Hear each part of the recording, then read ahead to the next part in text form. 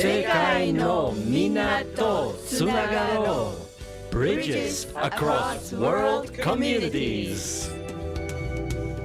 Hello everyone and welcome to Bridges Across World Communities, sponsored by NIA, the Nishinomiya City International Association. My name is Thelma. And I'm Floyd. Each month we provide practical knowledge for daily living and important information about disaster prevention. This program is for English-speaking residents in the Nishinomiya area and is broadcast on the second and fourth Saturdays of each month from 12 noon to 12:15. This month we'll talk about the Japanese language spring courses offered by NIA. And our disaster prevention tip is about how to make emergency calls. And our guest is Mr. Jay Wingard, originally from the U.S. and now living in Kyoto. 提供は西宮市国際交流協会です。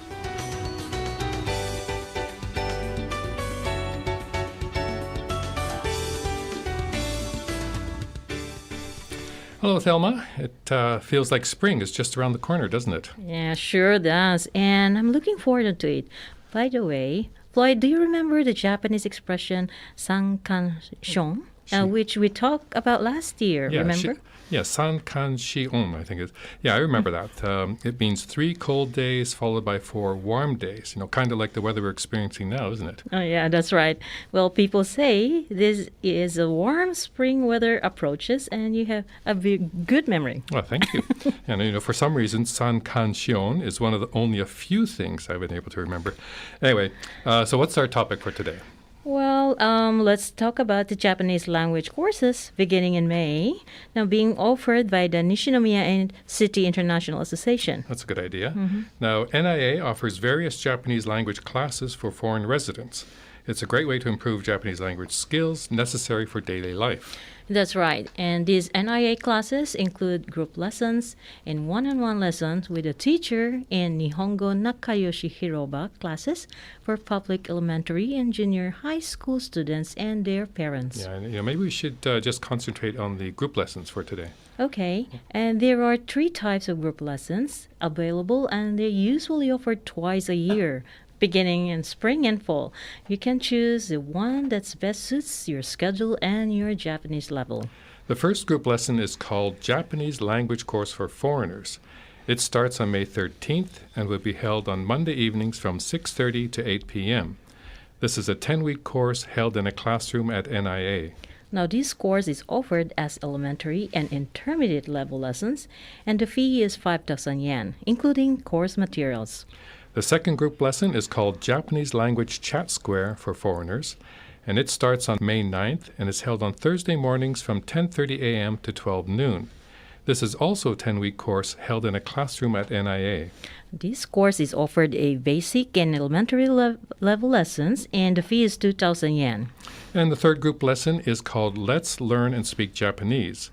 It starts on May 12th and is held on Sunday mornings from 10 to 11:30 a.m. This is also a 10-week course held in a classroom at NIA. Yes, and this course is offered as intermediate level lessons only, and the fee is 5,000 yen, and including course materials. Now, for more information and details, please visit the NIA website or Facebook pages, and the information is included in English. Yeah, the great thing about this in-group lessons is making new connections not only with your teachers, but also with other students from different countries. To apply, contact the Nishinomiya City International Association at nia@nishi.or.jp. We have English-speaking staff who will be happy to help you. Space is limited, so be sure to apply soon. 7.7 Sakura FM. And we'd like to welcome this month's guest, Jay Wingard. Thank you. Now, at the top of the show, we mentioned that you were from the U.S. What part of the U.S. are you from? That's right. I'm from North Carolina, Charlotte, actually. Now, for some of our listeners here, where in the world is North Carolina? Yeah, I know. I always say it's basically between New York and Florida, in the middle there.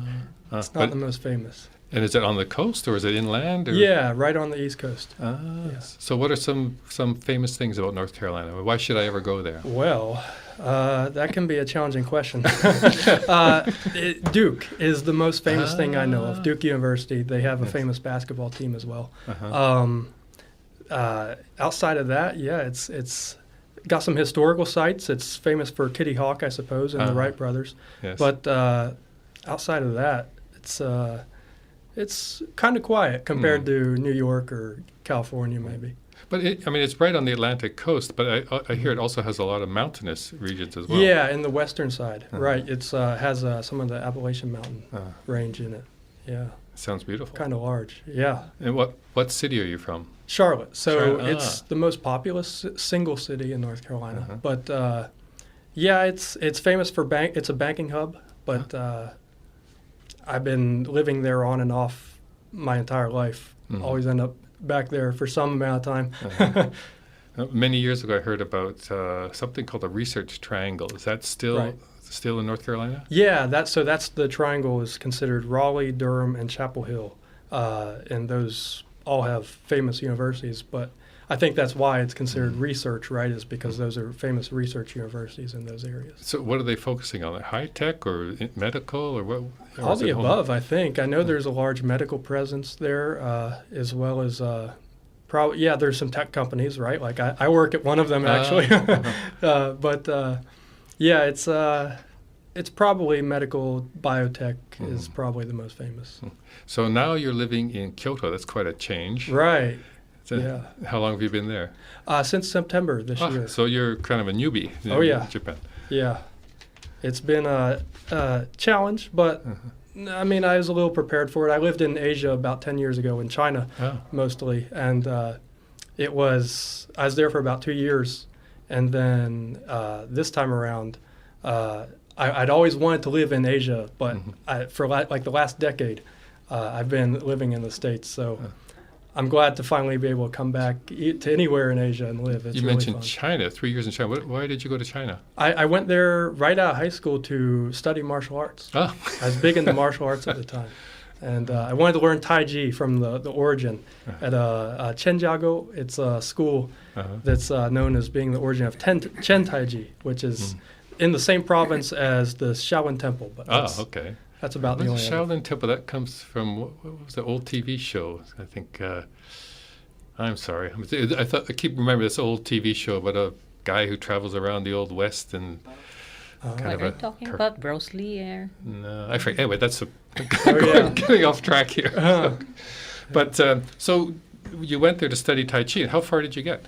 In Tai Chi, you mean? Yeah. Not too far, I suppose. I did that for about 4 months and ran out of money and then started teaching English. So then you went back to North Carolina for 10 years or so? More or less, spent the last decade there. No, you've got an 11-year-old son sitting beside you here. Right. Where did he come from? So, he was born in 2012. We were living in the U.S. at the time. And, I met my wife in China while I was there. And so... Was she into Tai Chi also? Not really. No. It was interesting how that happened, but it's been a long journey, and we've managed to come back, or we had gone back to China every 3 years or so. But last time was in 2016 actually, but we managed to visit just recently. So her family is still in China then? Right. Okay, all in China. Wow. So now Kyoto, and you've been here since September. How are you adjusting? Pretty well. I like it. It's compared to living in China, it's actually more like living in a Western country. Almost. It's kind of like a mixture. My wife has said it's like kind of like being in China, but kind of like being in the U.S. The transportation is awesome, and the Japanese people, the culture and the manners and the consideration for others. I'm huge. I'm big about that. I really love that. My whole life, I feel like I fit right in with that. But I don't have very good Japanese language right now, so. Well, NIA apparently has some Japanese classes. Yeah, exactly. I know. So was your wife excited about moving to Japan? Excited's probably not the right word to use, but she accepted it. And it took a lot of planning and back and forth and discussion, but eventually, I told her like the 9th is my biggest purpose in life, and I guess we'll get to that in a second. But coming to Japan and doing that was like that was something I just had to do. At least try it, right? I mean, we are going to get you've written a book about the ninth, and it's quite a big part of your life. Does your wife share your enthusiasm for the ninth? Not really. Yeah, it's really just me. But it's something that started in my teenage years, preteen almost, and yeah, it's the most important thing I have in my life outside of my family, I suppose. Okay, again, we're talking about Beethoven's Ninth Symphony. Right. And you have a book you've written called From Ode to Joy. Yeah. And there's a line in here I've read a couple of times, and it says something like, you had a spiritual experience that can best be described as enlightenment. Right. And somehow this led to your enthusiasm for the Ninth Symphony. So the thing is, I feel like my relationship with the Ninth really transcends time and space almost. It's like I heard this. I first heard it like I'm probably as a child, but I first remember hearing it on an electric keyboard my parents had when I was like 13. And it was the only tune that really I was drawn to in that keyboard, but I just could never get enough of it. And almost a mystical feeling there, right? Like it just comforted me somehow. And then years and years went by, like 10 years, and I just pretty much forgotten about it. I played it a little on the keyboard here and there, but very simple tune. And then, after this experience, it all made sense. Like the entire Ninth Symphony, even though I wasn't really familiar with the Ninth Symphony as a whole then, it definitely made a lot of sense. We've already run out of time this month, Really? but we really want to pick this up because we're just getting into it. Yeah. So we'll take a break here, and then we'll pick this up next month. All right. Okay. Sounds like a plan. Okay.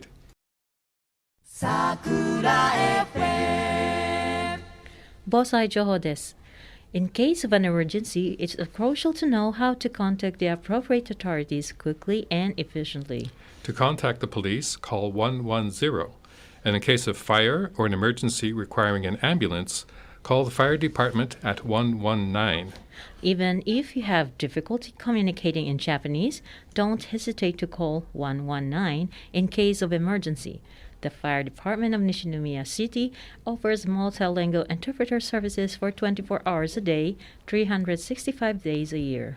Just say "Eigo onegai shimasu" or "English, please," and they'll set up a three-way conversation between you, the fire department, and an interpreter. Once you're connected with the interpreter, remain calm and inform the dispatcher you're calling about a fire or for an ambulance. Next, provide the address of the emergency location, and if you don't know the address, describe some nearby landmarks. And finally, give them your name, the phone number and you're calling from, and a brief explanation of what happened. Quickly getting appropriate help during an emergency can save lives, so never hesitate when you need to contact emergency services.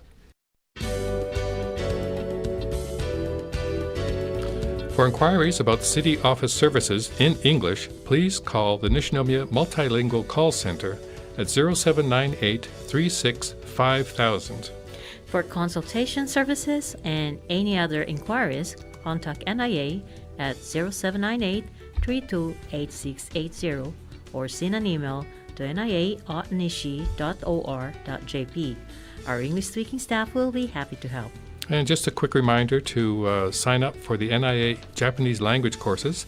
Remember, space is limited. Please continue to be careful and stay safe.